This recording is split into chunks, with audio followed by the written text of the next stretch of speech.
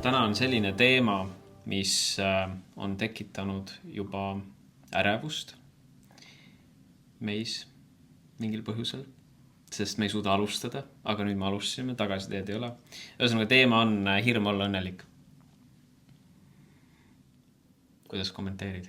Mul hakkas õlg valutama selle asja peale. Teema juba aktiveerus kehas.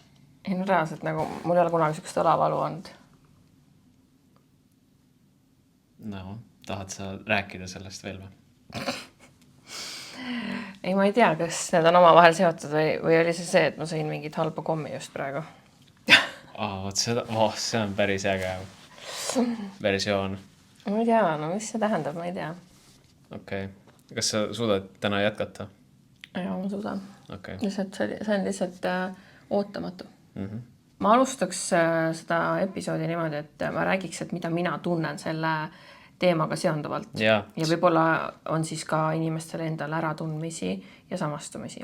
See oligi sinu teema ja sina mõtlesidki selle teema tegelikult. Ja, et see on nagu minu teema, mis ma ise olen mõelnud ja sellel on kindlasti erinevaid versioone inimestel, kuidas kellelgi on see, on ju. Et noh, et kellel on erinevates elu mingisugustes situatsioonides, siis nad erinevalt. Minu teema on siis näiteks see, et kui ma vahest, mulle meeldib vahest ennast analüüsida mingites olukordades. Eriti viimasel ajal ma olen rohkem hakanud tegelema ka eneseanalüüsiga, ehk siis ma vahest taban ennast olukordadest, kus ma tean, et ma olen justkui sellises päris toredas hetkes elus, näiteks teen midagi, mis mulle meeldib. Ma olen koos inimestega, keda ma armastan, aga siis ma nagu tunnen ikkagi, et aga miks ma ei ole nagu täielikult päriselt see õnnelik. Mitte nagu see selline, et I'm okay, vaid just see, et ma tunneks seda nagu siirast õnnetunnet. Ja ma arvan, et ma ei olegi seda sellist tugevat õnnetunnet. Pure happiness. Jah, tundnudki. Kui ma nagu praegu mõtlen. No kindlasti ma olen see, vaata lapsena me tunneme seda. Me oskame lapsena tunda rõõmu igasugustest väikestest asjadest väga hästi. Ma näen ju seda oma lapse pealt, kuidas tema see excitement vahest mingite täiesti pisikeste asjade üle nii suur. Ja siis seda on lihtsalt kõrvalt vaatajana ilus vaadata, sest et ma tahaks ka tunda niimoodi. Aga ma tunnengi, et kui me saame vanemaks, siis tuleb see elu nagu sellele kõigele vahele ja tõmbab seda õnne mingisugust siis punkti nagu kuidagi nagu ei lase mul täielikult seda õnne tunda, sest et kuhu ma siis oma jutu pointiga tahan jõuda on see, et kui ma olen vahest mingites situatsioonides, siis ma ei saa olla nagu täielikult õnnelik, sest et ma kogu aeg kas siis muretsen või ma mõtlen, et äkki midagi halba juhtub, et ma ei taha ennast viia liiga kõrgele õnnelikkuse mingisugusele tasemele, et ma pigem hoian ennast kogu aeg sellel madalal olekus, kui siis lasen oma siis sellel kehal nagu täielikult vabaneda kõigest vabastada. Nendest tunnetest, mis nagu ei lase mul olla see siiralt õnnelik. No jaa, vaata, täiskasvanutena me unustame ära ka selle, sa tõid jutuks, et lapsed oskavad olla selles hetke õnnes ja nautida, ütleme, väikseid asju elus, on ju. Ja me unustamegi lapse meelsus ära. Võiks öelda, see on nagu üks selline, ma ütleks, et isegi võib-olla kvaliteet. Et sa suudad jääda täiskasvanuna põhimõtteliselt ka sellisesse vabasse olemisse ja neutraalsusesse ja suudad ennast viia natukene ka seda kontrolli vabastada. Kes meist on niisugused väiksemad ja kes on suuremad kontrollivaata friigid. Et asjad peavad olema korrektsed ja täiskasvanlikud ja et üldiselt pigem need kontrollifriigid on pigem naised. No jaa. No jah, selle kohta öeldakse, et mehed ei kasva kunagi suureks. meestel jäävad alati oma mingisugused siuksed mänguasjad, mis iganes moel nad siis materialiseeruvad või jah, siis mingisugused lapsikumad mingisugused iseloomu tunnused ja jooned jah. Aga naised nagu muutuvad kuidagi, kuna me kuidagi oleme rohkem emotsionaalsemad, on ju, rohkem mõjutatavad, meile lähevad rohkem asjad korda võib-olla, mitte sellepärast, et meestel ei läheks, aga kuna me oleme kuidagi nii ülemõtlevad ja sellised nii kontrollivad, siis päris keeruline. No jah, see let go ja kõik see, et aga kuidas sa seda let go teed ja no see on nagu kõige hullem, kui keegi ütleb sulle, et kuule, let go ja mis sa siin ikka pabistad, vaata. No, et ta on ikkagi, mingid asjad on vaata nii DNA-s sees, et sealt niimoodi lihtsalt minna tuimalt käega ära võtta ei saa, ja keegi teine ei saa ka seda sinu eest teha. Et enda sees tuleb ju see üles leida. Aga vaata, sa just ütlesid ennem ka seda, et sa pigem nagu harjutad oma mõtlemist või olekut selles madalamas seisundis olema kui see, et minna liiga hais, sa kardad kukkumist, eks ole. Aga ega ma arvangi, et selline üle eufooriline õnnelikkus ongi see teine, see vastand. Minust üle õnnelik olla mingis kohas võib jõuda samasse punkti, mis täis masenduses elav inimene. Et sul kaob igasugune mingi natukene selline kannad maas reaalsustaju ära. Et meil on ka selliseid inimesi võib-olla ja oleme kohanud oma elus, et kes keda ei olegi peaaegu võimalik rivist välja lüüa, et ta on justkui nagu ära, on ju. Ma jällegi, see vahepealne, et see tasakaal, tsentrum, nullpunkt, neutraalsus, ei ole liiga low, ei ole liiga high.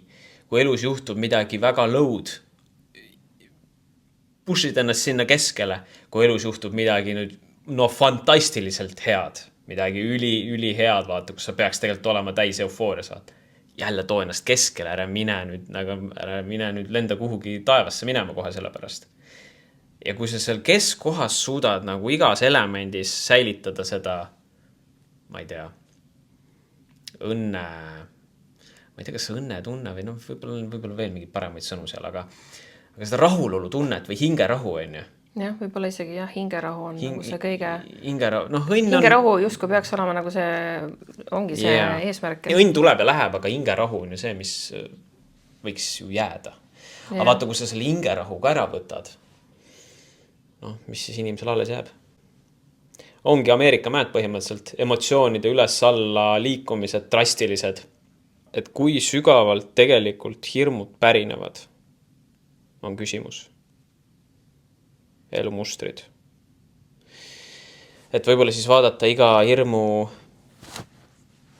pärinevust või alget. Iga hirm ju saab mingisugusest asjast alguse. Lapsepõlve traumad või siis on nad võivad isegi veel sügavamad olla. Aga et kui saada see algpunktile pihta, et kust hirm pärineb, siis me tihti ju jõuame ikkagi järeldustele, milleni mina olen jõudnud, et enamus hirmud on ikkagi pseudohirmud. Need ei ole realistlikud. Selles mõttes, et üks asi on nagu hädaoht. See on danger, see on teine asi. Aga kui me räägime selles mõttes tuleviku pärast muretsemise kontseptsioonidest ja erinevatest hirmu või sellest, et kuskil võib minna, võtame sellise mingid hästi labased, on ju. Mis on väga üldlevinud on, ma ei tea, kõrguse kartmine, hirm, on ju. Aga ma arvan, et seal jällegi see taandub ju lõppkokkuvõttes surmahirmule, jah. Ja kust see nii tugev surmahirm siis tuleb inimestel? Jaa. Sest et põhimõtteliselt kõik hirmud jõuavad sinna punkti, et kui sa hakkad kellelgi küsimusi küsima järjest, et siis sa lõpuks ikkagi jõuad alati selle surmahirmuni. Et kui sa muretsed oma laste pärast, kui sa muretsed iseenda pärast, oma kaaslase pärast, sa ju kardad ju kaotada kedagi oma elust ikkagi. Jaa. sest et me oleme ikkagi emotsionaalselt nii tugevalt kinnitunud oma lähedaste külge. Ehk siis see on see, mis tekitab seda tohutut mure ja võib-olla see on ka, mis nagu pidevalt hoiab meid nagu kuidagi, et madalal. No surmahirm tekibki usaldamatusest või teadmatusest. No teadmatusest, et see elu on tõesti, isegi kui sa ju vaatad seda elu nii-öelda üleüldse, mis toimub ja me väga uudiseid ei loe, aga ikka parasjagu nagu kuskil kas või Facebookis või kuskil ikka midagi tuleb ette, et tänapäeval levib tavalistes sotsiaalmeediakanalites ka uudiseid, on ju. Et selleks ei pea võtma mingisugust Delfit lahti. Aga nojah, et kogu aeg on nagu see võimalus õhus, on, et me ei ole mingisugused surematud.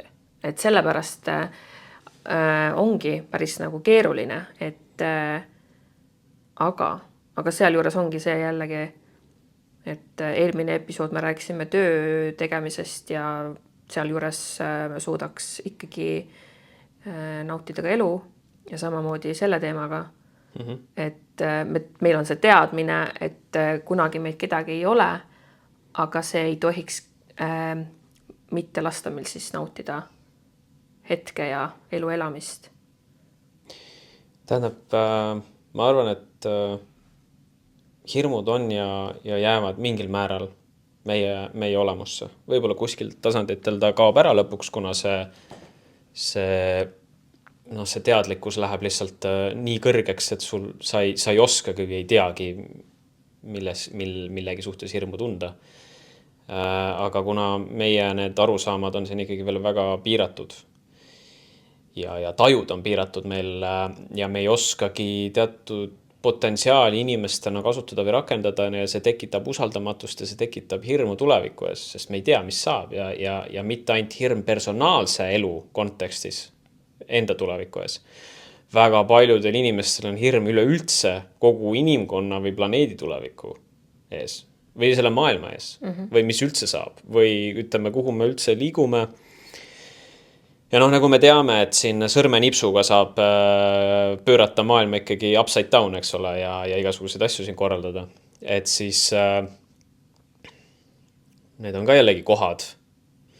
Samal ajal... See ongi jällegi see, et jah, see informatsioon on olemas, on ju, aga siis, kui sa sellele liialt keskendud, ega see ongi, see ju vägagi segab sinu elu elamist. Kui sa hakkad liialt keskenduma, mis kuskil keegi rääkis, mis on tulemas või mis võib tulla või mis on õhus. Et selles mõttes, mis ma nagu tahakski öelda,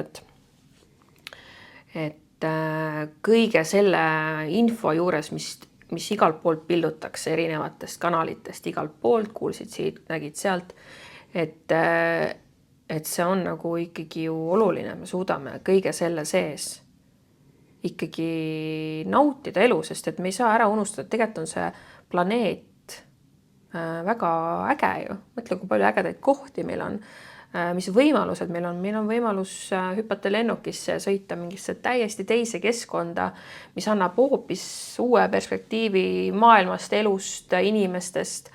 Et vähe sellest, et sa muudad keskkonda, sa muudad ka nagu inimesed muutuvad, vaata, kui sa lähed kuskile mujal, järsku sa tunned hoopis teissugust energiat, et see elu kogemine on nii äge, kui sa oskad seda nii näha.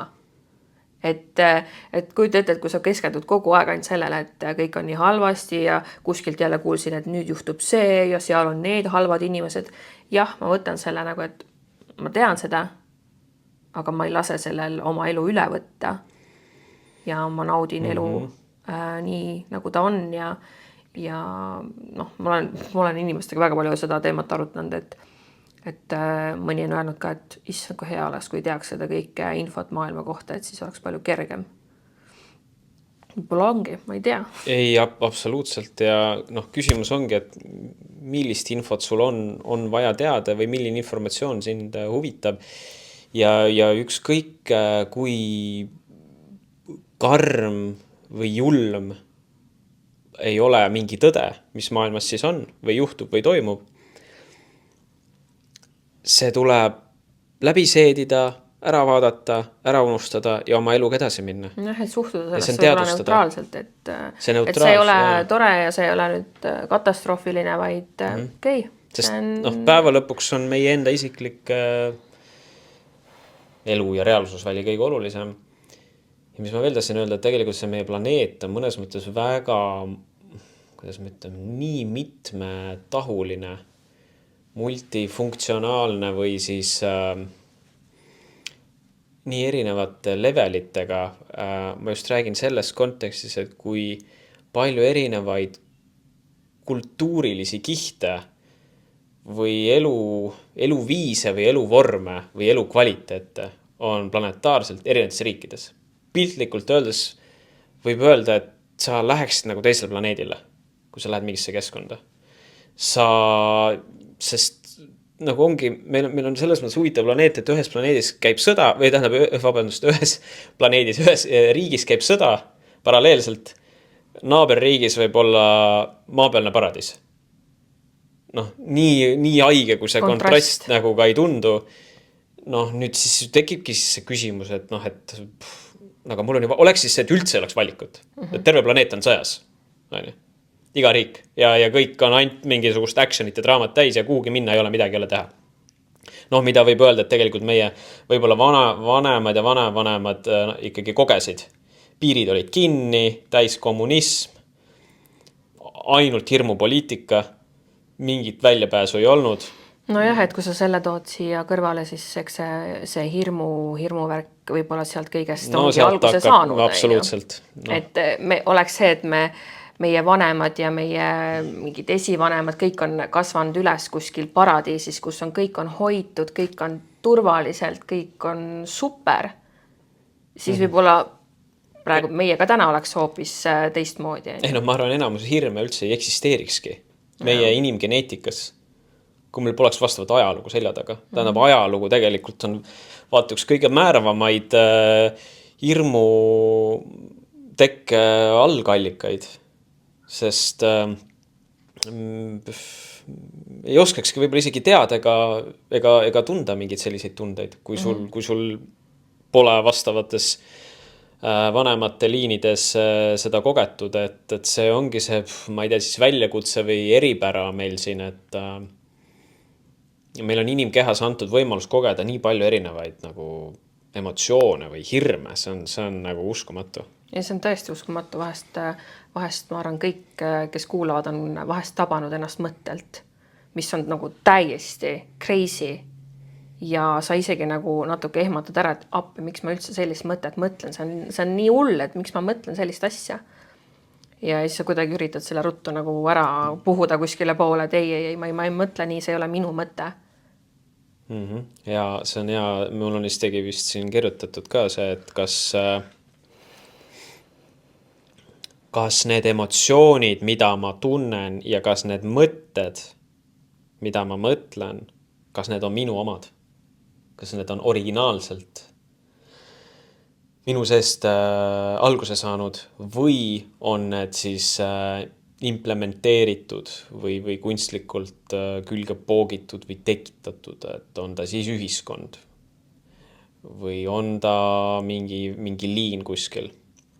Või siis kas või vahest ka vaata, me võib-olla alati ei vaata teadlikult filme või alati ei kuula muusikat teadlikult, aga ka kõik see ju meid mõjutab. Oi, muidugi.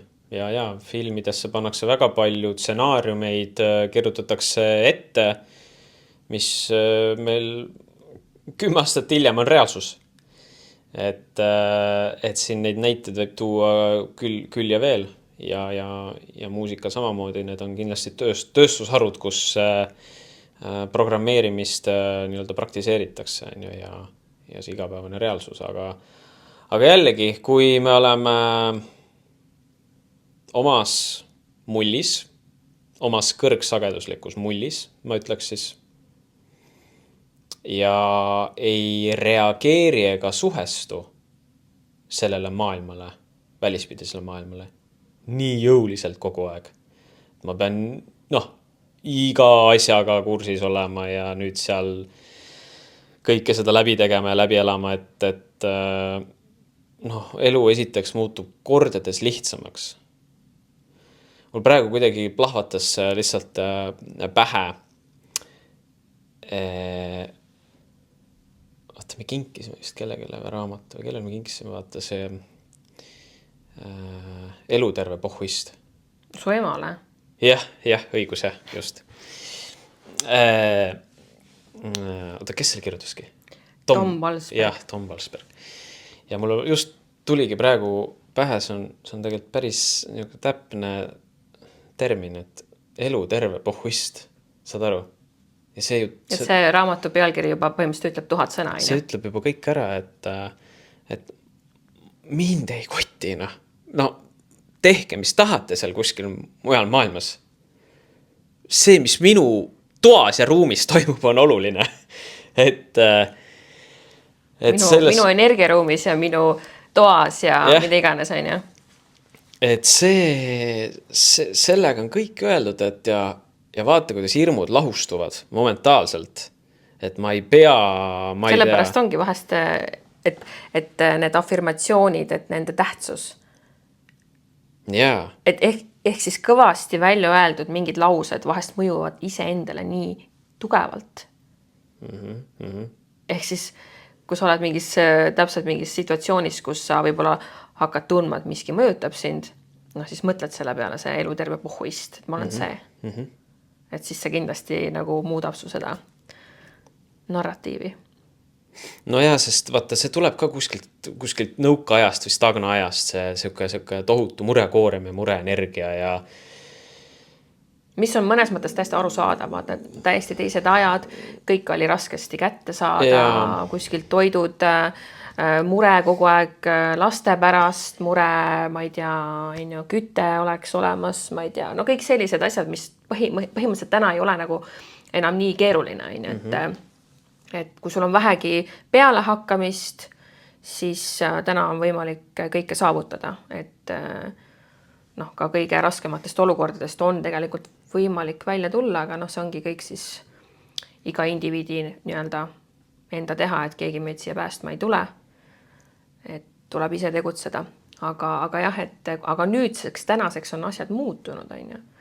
Et ei tahaks tunda kogu aeg seda murekoormat ja tahakski elada sellist mõnusat, sükest vaba elu ja samas tahaks ka tunda seda siirast rõõmu. Et asjadest, et ongi kõik hästi ja et kuna sa ütlesid ennem, et võib-olla ka see nagu siuke ülihai õnnetunne ei ole võib-olla just kõige parem või noh. Jah, et tal on selles mõttes omad ohud, sest kujuta ette, et kui sa oledki pidevalt sellises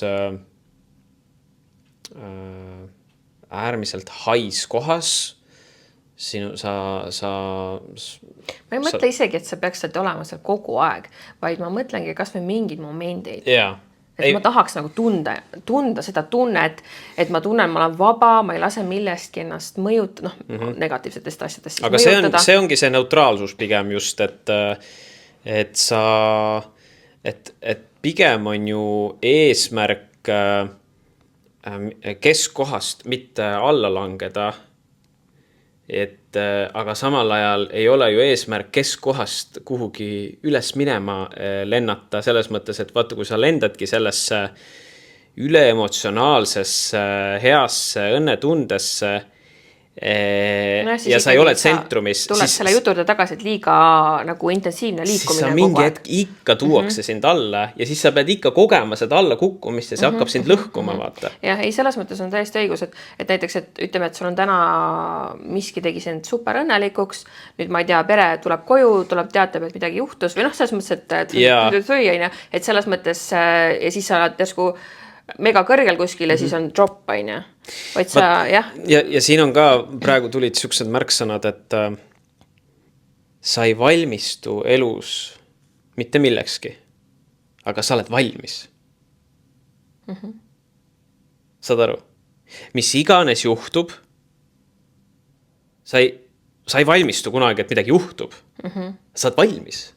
Saad aru, aga kui sa oled kogu aeg valmis, kuidas sind saab rivist välja lüüa, kui sa oled valmis? sa oled valmis selleks, et nagu elu ongi nagu ootamatu ja ma aktsepteerin seda, sest ma elan siin planeedil, teisiti ei saa. Sa oled kogu aeg ready to go ja sa ei, ja sind ei ole võimalik. Sest sa oled keskel. Ja sa oled teljel, sa oled kogu aeg teljel, sa ei kõigu mitte kuhugi. Aga huvitav oli ka see info, mis me siin natuke lugesime, et mõned inimesed ei ole õnnelikud, sest õnnetunne on neile täiesti võõras. Nad on harjunud elama pidevalt sellises ärevas ja stressirohkes keskkonnas ja nende elustiil on selline ja neid ümbritsevad inimesed on sellised. Ehk siis see õnnetunne ongi vahest isegi, kui ta tuleb, siis sa justkui nagu tõukad selle eemale, sest et see on liiga unknown. Absoluutselt. Sellega on see lugu, et meie aju või meel harjub lõpuks kõigega. Kõige karmimate olukordade, situatsioonidega. Ja aju ei tee vahet, kas see on positiivne ja negatiivne või kas see on tervendav või kahjustav. Ta soovib seda, mis on turva- ja mugavustsoonis antud olukorras selle inimese jaoks. Ega aju ju ei mõtle nii, et oi, et ärme täna alkoholi joo või ärme neid aineid täna tee või ärme tee toda või teist, kui see on juba ajule sõltuvus ja ta niikuinii vajab seda. Olenemata, kas see on kahjustav või mitte kahjustav. Ta on juba programm. Ja samamoodi näiteks inimesed, kes harjuvad ära mingisuguste tervislike eluviisi tegevustega, ehk siis mingi treeni tegemised, siis sa hakkad ka tegelikult neid tahtma teha. Siis on juba see programm ja loomulik osa elust. Jah, et ühesõnaga, et inimene võib siis harjuda täiesti vabalt ära elama kogu aeg stressis olekus ja ta isegi mingi hetk tunneb, et see on täitsa normaalne ja samamoodi siis see inimene, kes on see super õnnetunde sees, harjub sellega ära ja nii edasi. Et sellepärast jälle me jõuame tagasi, et ikkagi kõige parem oleks leida see keskpunkt ja mitte siis liialt kõikuda, vaid hoida kogu aeg ennast tsentris, et selleks on kindlasti ka väga palju nii-öelda kas siis mingi tehnikaid, kellele meeldivad meditatsioonid, kellele meeldivad afirmatsioonid, kellele meeldib kirjutada, mida iganes, igaüks leiab omale enda asja, mis aitab teda hoida selles mõnusas sellises keskpunktis. Et kui sa üks päev avastad, et see elu, mida ma elan, et see ei saa nii jätkuda, pigem siis ilmselt, et ta on selline negatiivne, et sa päevast päeva tegeled, oled nii-öelda sõjas nii-öelda oma peas iseendaga. Et kuidas nagu tõesti sellest kõigest päriselt tulla välja ja hakata siis elu nautima? Vaata, kuna igal inimesel on omad harjumused, mis siis, harjumused, kas ütleme, võib-olla harjumused ei ole sõltuvused. Aga kui inimesel on sõltuvused ja ka mingid ma räägin igal tasandil sõltuvusest, et ka mõttemustrid, inimene satub juba sõltuvusse teatud stiilis mõtlemisest ja aju toodab seda, et see asendada mingite talle positiivsete uute harjumustega või luua uus, need habits on inglise keeles siis, et uued harjumused. Et kui tekib, nüüd tulebki see olukord, kus ta tabab ennast nende mustrite pealt, siis seal taga mingi uus harjumus. Aga see ongi siis see, et tegelikult sa peaksidki hakkama teadvustama ja rohkem analüüsima ja olema rohkem teadlik iseenda käitumisest, mõttemustritest. Aga see on juba selles mõttes ka ikkagi suht suur töö, et jõuda sellesse punkti, et hakata märkama. Et ma olen nagu ka olnud olukorras, kus ma nagu lihtsalt mõtlen, teen ja ega väga ei analüüsi ega midagi. Lihtsalt olen õnnetu vahest oma mõtetega.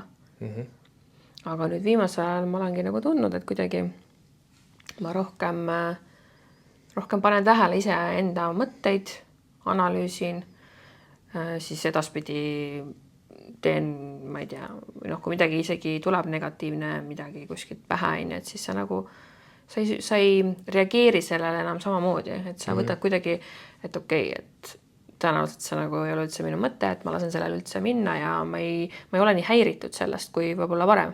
Et varem ma olin rohkem häiritud igasugustest mingitest mõtetest ja lasin vahest nendel mõtetel nagu tekitada selle lumevalli efekti, et algab kõigepealt ühe väikse mõttega ja siis ta paneb sinna täitsa kuskile põhja.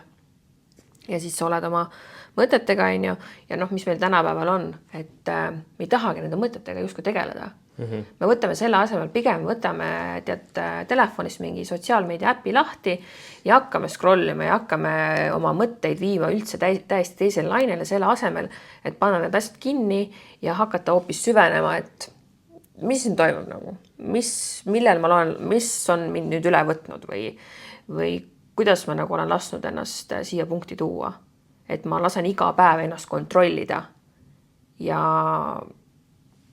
eks ongi sotsiaalmeedia ka kontrollib meid, eks. Et see ongi siuke karm reaalsus, et kui me ise ei märka, et midagi on mäda, ega siis ju keegi ei tule ja ei ütle seda, sest keegi ei näe ju minu sisse. Et selleks, et midagi muuta, siis tulebki tõsiselt nagu probleemile otsa vaadata ja hakata kuskilt siis pihta, et iga selline olukord on tegelikult täiesti lahendatav, aga esimene samm ilmselt ongi see, et panna kõik kõrvalised segavad faktorid ära ja hakata iga päev nagu märkama, mis mu sees toimub. Ja see ongi sügav eneseareng. Teadvustamine, märkamine, mustrite üle kirjutamine uute harjumustega. Et need oleks need esimesed sammud, et kui keegi tahab hakata oma seda sisemaailma muutma, et siis ongi, et järgmine kord, kui sa tunned, et sa oled mingite mõtete poolt siis üle võetud, et siis selle asemel, et võtta nüüd see telefon, siis korra nagu vaatla neid kuidagi, et mis need nüüd on täpsemalt, kus need tulevad. Ja kui sa hakkad teadvustama, siis ka mida rohkem sa teadvustad, seda vähemaks need mõtted jäävad. Seda rohkem kuidagi need halvad mõtted asenduvad heade mõtetega. Sest et sa järjest nagu saad aru, et nendel halbadel mõtetel neil ei ole ju mingisugust eesmärki. Ei no Need lihtsalt teevad mu õnnetuks. Saata, meil tulebki aru anda endale ka see, et see üks küsimus, et kuidas tuvastada, kas see on minu mõte või see on, ega kokkuvõttes ega meil kõike 100% ma arvan ei olegi võimalik tuvastada, kas see on 100% minu mõte ei ole, aga mingi tunnetusliku resonantsiga sa ikka saad aru. Igal mõttel on oma võib-olla selline energeetiline signatuur või maitse või värv või mingi kombinatsioon et seal on võimalik eristada saadetud mõtet ja enda poolt siis originaalmõtet, et aga kuna meil on tohutult palju neid segavaid faktoreid, meil on ju meeltekontrolli programme terve planeet kõikidel tasanditel täis, et siis neid absurdi mõttekonstruktsioone, mis toodavad ju hirme, väga paljud mõttekonstruktsioonid ju toodavadki hirme, eks ole. Neid tuleb ja meile neid saadetakse ja me oleme ise võimelised neid endale genereerima. Et need mõttekonstruktsioonid tuleb saata kosmosetolmuks. Need igasugused kreisid mõtted, mis enamus tõenäoliselt ei ole meie omadki. Ja kui ka on, siis vahet pole. Kõik halvad mõtted tuleb nii-öelda kinni püüda ja ära saata. Jah. Ja uued asemele panna, kui tuleb midagi head. Kui tuleb. no siin on veel üks punkt, et teadlikult elamine ja pidev eneseareng, mis hoiaks õigel kursil. Nojah, et ma mõtlengi, et näiteks ongi, et me ju vahest on, vaata, me rääkisime sellistest natuke suurematest hirmudest, on ju. Mis siis ongi need kõige sellised õudsemad hirmud. Aga tegelikult on meil ka igapäevaselt tegelikult sellised mikrohirmud. Hirmud failida, ebaõnnestuda, hirmud mitte meeldida teistele. Kõik sellised mikroasjad, mis me ala võib-olla tööalaselt mõtleme. Näiteks, ma ei tea, ma vahest lähen tööle ja siis mul on mingid teatud hirmud, kui mul tulevad mingid uued kliendid, et kuidas meil see vibe on seal, et see nagu, et tegelikult jah, et kui nüüd rääkida nendest väiksematest hirmudest, et siis ka ju nendel on nii-öelda mingi lahendus ikka on ju. Et kuidas sa võib olla siis ka jälle läbi mingite affirmatsioonide või siis selle teadlikkusega saad kuidagi paremini nii-öelda respondida oma mõtetele, et kui sa tunned, et sul jälle kerkib mingi hirm mingi teemaga esile, et kuidas see hirm siis võtta nagu vastu ja mitte lasta tal hakata siin närima, et vahest on see, et kui meil vaata midagi on ees ootamas, ma ei tea, kellelgi on mingi esinemine ees ootamas, kellelgi on mingi kohtumine mingi uue inimesega ees ootamas, et siis me tegelikult ju tavaliselt on niimoodi, et see esinemise või kohtumise moment ei ole enam tegelikult hirmus, nii hirmus. Kõige hirmsam osa on ju see, mida me eelnevalt teeme, ehk siis see eelnev, see mõtlemine ja ülemõtlemine ja siis nende stsenaariumite peas loomine, et kuidas siis on, kui ma ütlen nii, mis siis saab, kui ma teen naa, et kogu aeg me nagu ise ketreme oma mingisugused situatsioonid nii palju hullemaks, kui nad tegelikult on. Nojah, et see meel tuleb maha rahustada, hingata sisse välja ja minna usalduses ja teha oma asi ära. Jah, vaata, see ongi jällegi see nagu see, sa ütled seda, see kõlab nagu lihtsalt, et kui sa kellelegi ütled, et kuule, et ära põe, et hinga sügavalt sisse ja välja, ja tegelikult see ei ole nii lihtne, vaata. See on jälle ilmselt see süke pikaaegsem step by step see sisemuse muutmine. Ehk siis, kui me suudame oma nagu sisemuse ära muuta juba sügavamal tasandil, siis ka need mikrohirmud samamoodi hakkavad ju vähenema. Ehk siis tegelikult me ei jõua nagu sinna, et me peaksime nagu selle konkreetse põhjusega tegelema või tagajärjega, vaid me peame hakkama kuskilt veel nagu sügavusest pihta, et need kihid saaksid kuidagi ise lahustuda ja need igasugu hirmu mingisugused teemad. Et kust see nagu, et kuidas sa saaksid nagu nii-öelda selle juurde jõuda? No üks oligi see, mis ma rääkisin, et uued harjumused, mis paratamatult hakkab genereerima teisi mõttekonstruktsioone. Et mõttekonstruktsioonide genereerimine ju tuleb mingi pinna pealt. Isegi kui nad ei ole meie omad või nad on meie omad, siis me resoneerume ju mingil tasandil mingite mõttekonstruktsioonidega. Samal ajal me võiks ju resoneeruda meid abistavate, aitavate või tõstvate mõttekonstruktsioonidega. Et siis ongi, et elus paratamatult peab füüsiliselt hakkama midagi tegema teistmoodi ka ja ma arvan, see juba mõjutab ka mõtteid.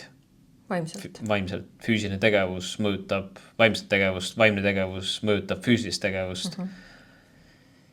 Ehk siis see nagu mõlema asjaga peaks tegelema. Et see nii-öelda sisemine areng, samas need mingisugused nii-öelda siis füüsilised tegevused, mis iganes nad siis ka kellelgi ei oleks, kellel on meditatsioon, kellel on, ma ei tea, mingisugused liikumised asjad. Trennirutiinid, jah, kõik. Et ega jah, niisama ei räägita, et see liikumine ja trenn ja kõik on ka ju meie meelele ülioluline, mitte siis ainult füüsilisele kehale.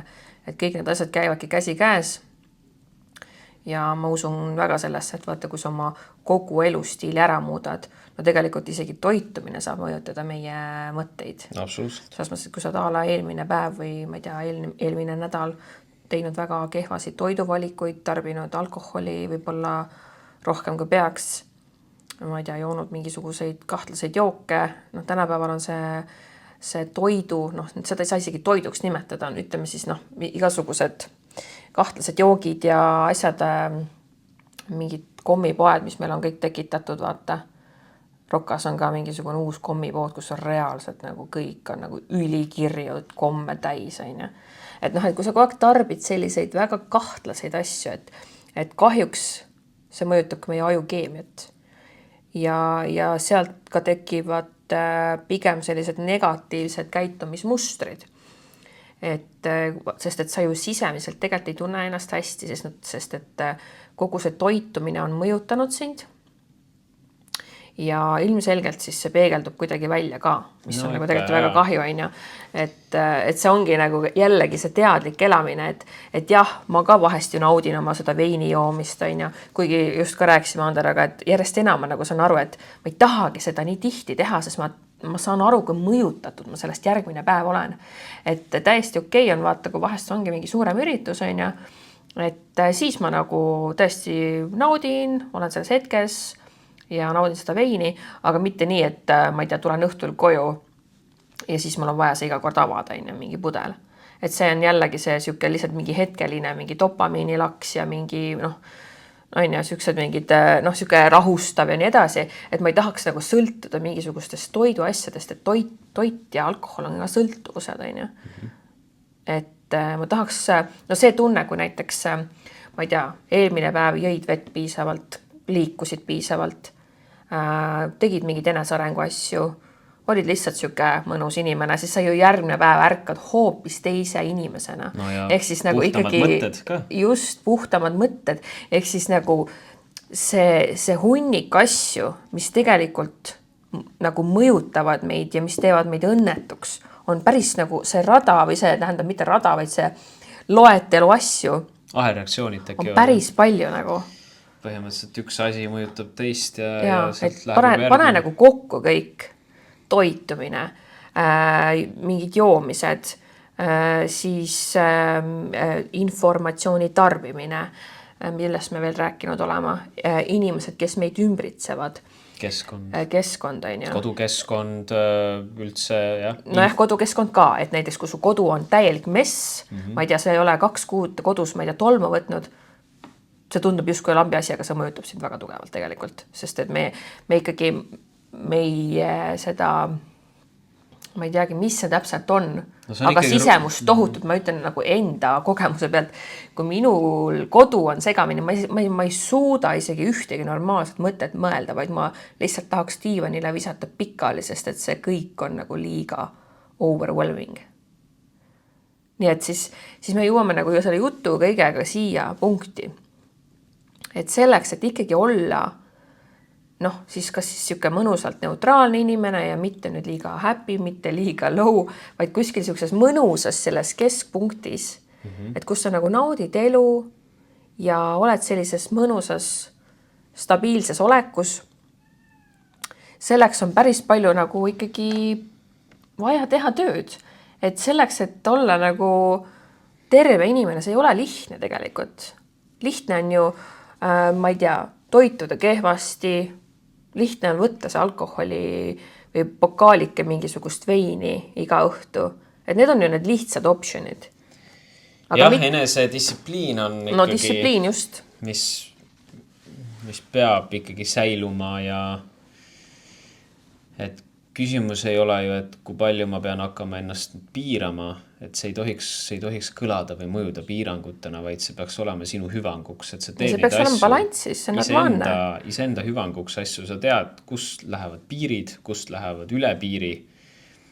Ja ma tahan just öelda, et tegelikult on ju normaalne minna vahest nautima ja lasta vabaks ennast, süüa vahest seda mingisugust vähe mitte nii tervislikku toitu ja nautida veini ja et see väga palju räägitakse ka protsentuaalselt sellest, et 80% on kõik nagu paigas ja see süge 20 on see, kus sa oled natukene siis paindlikum mingites olukordades, kus sa võib-olla lased lubad endale midagi nagu võib-olla siis natuke sellist mitte nii tervislikku, aga tead.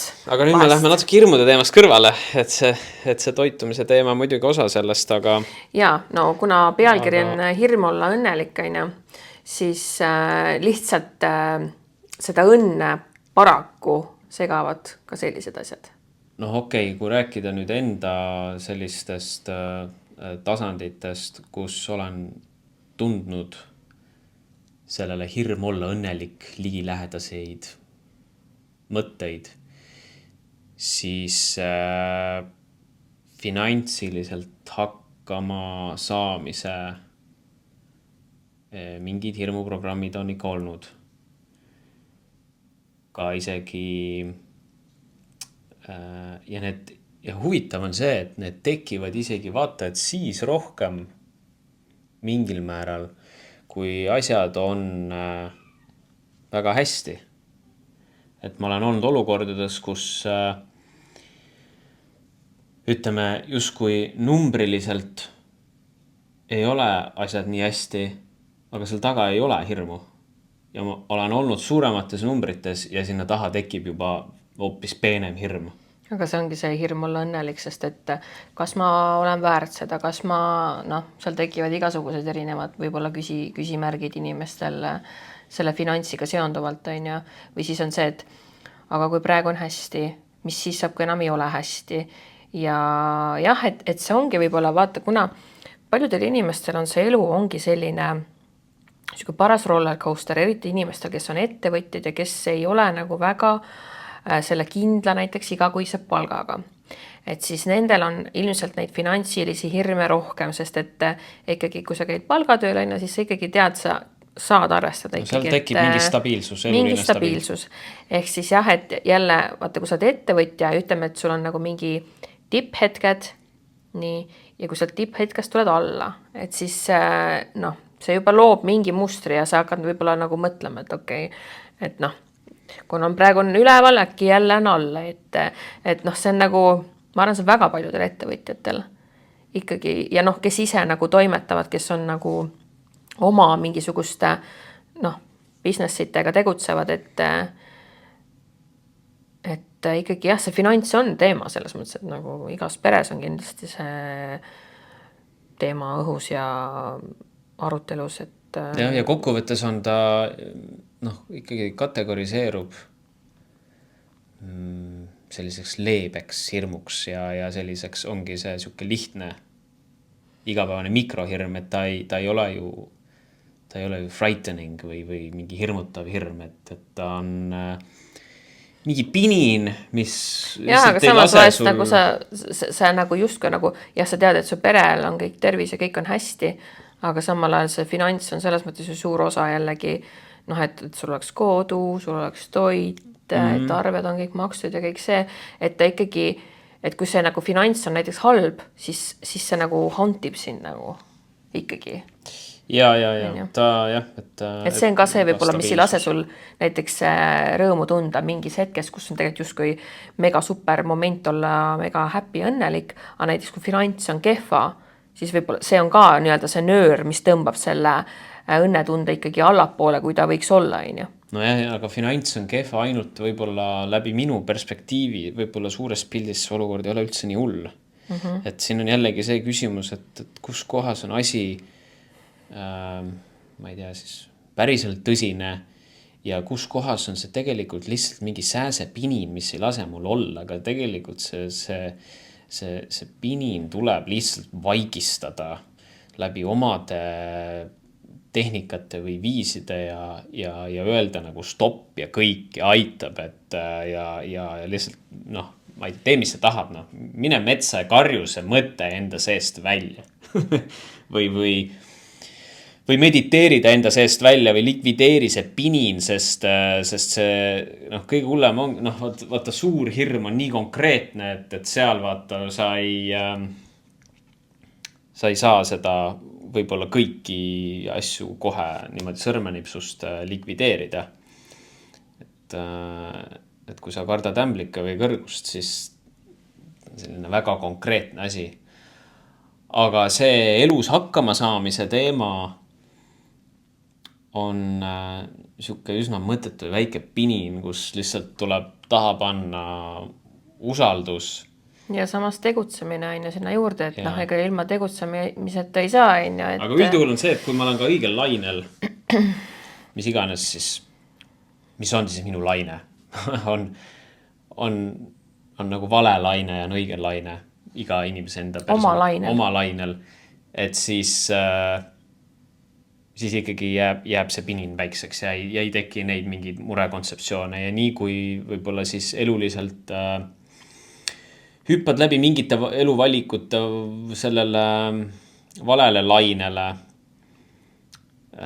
no siis hakkab seda jama ikka tulema ka seesmiselt.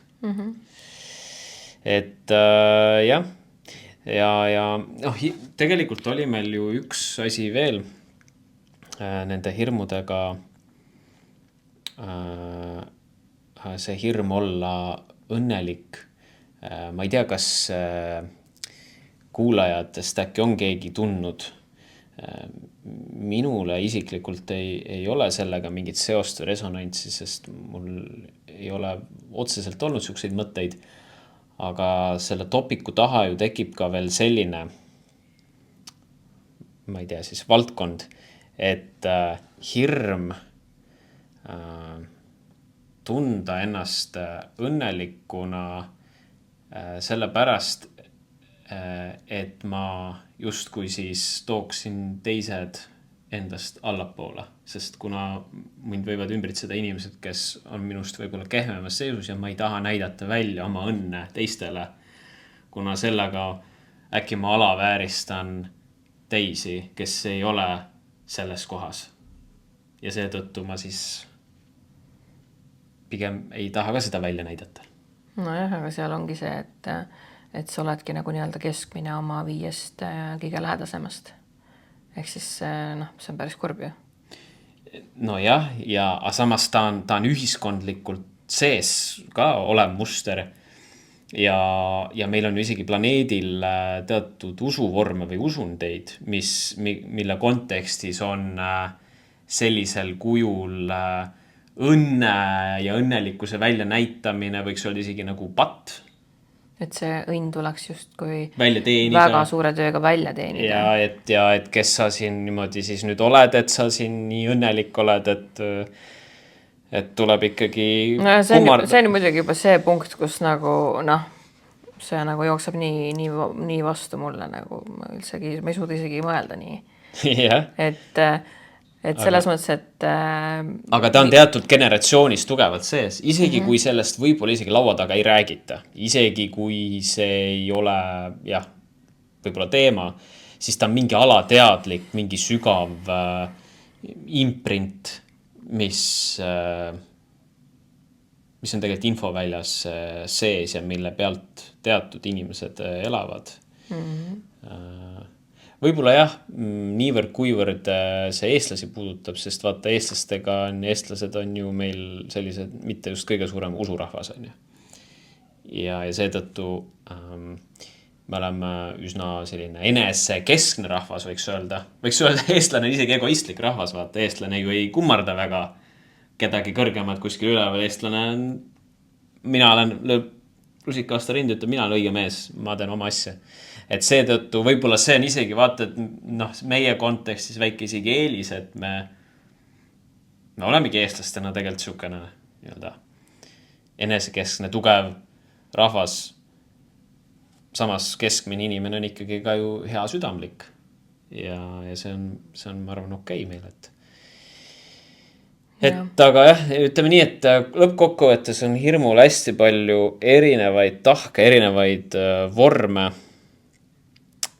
Ja iga inimene siis ise saab siit ära siis tunda, et kuhu tema kategoriseerub ja millised on tema teemad.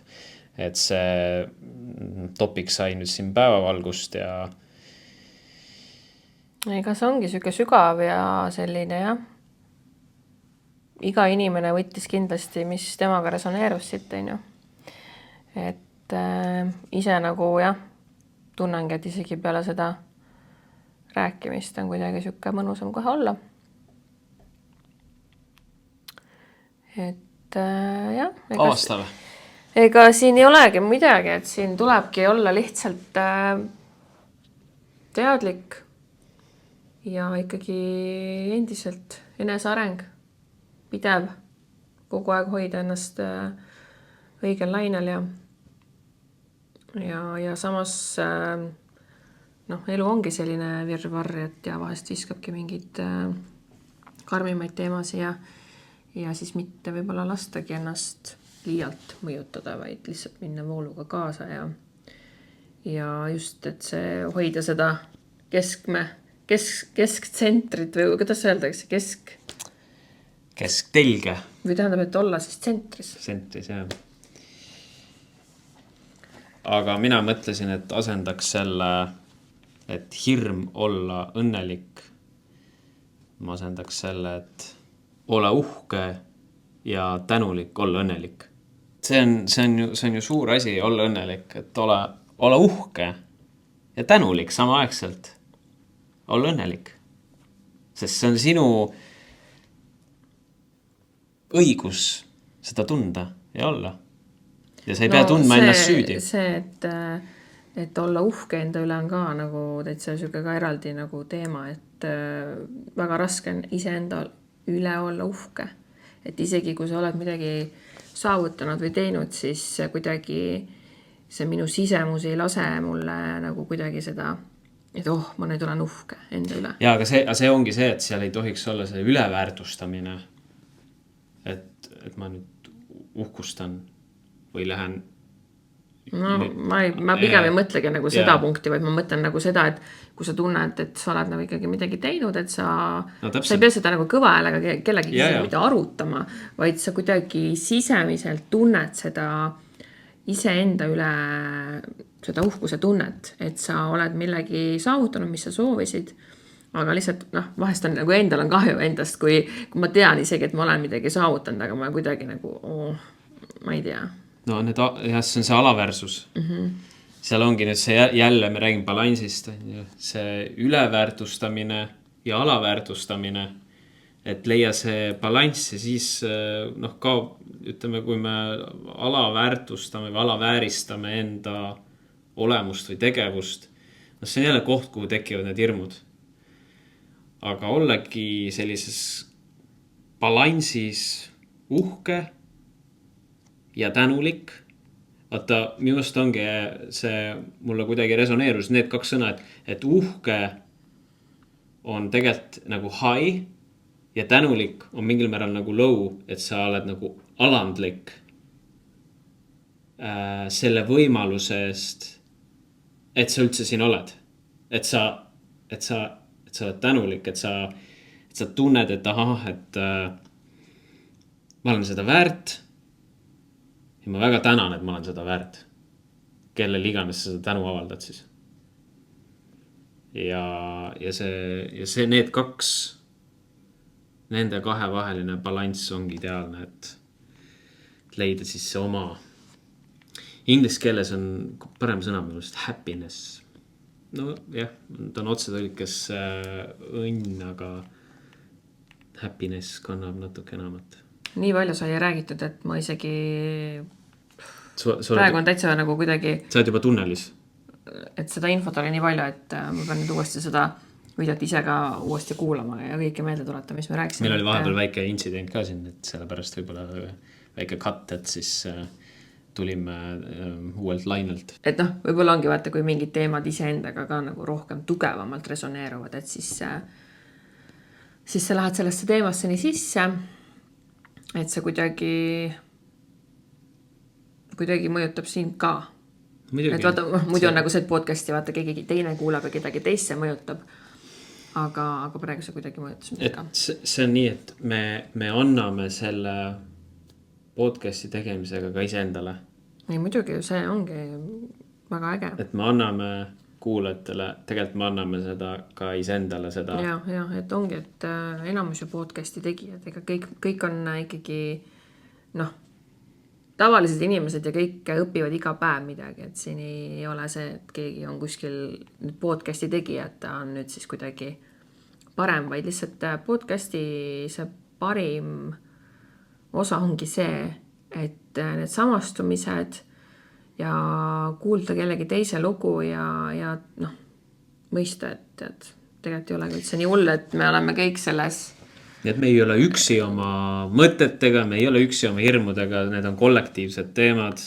Ja ja kõigil on lahendus ja usaldamise ennast, oleme tsentrumis, balansis ja kõik tuleb. Aga täname kuulamast ja näeme siis järgmises episoodis.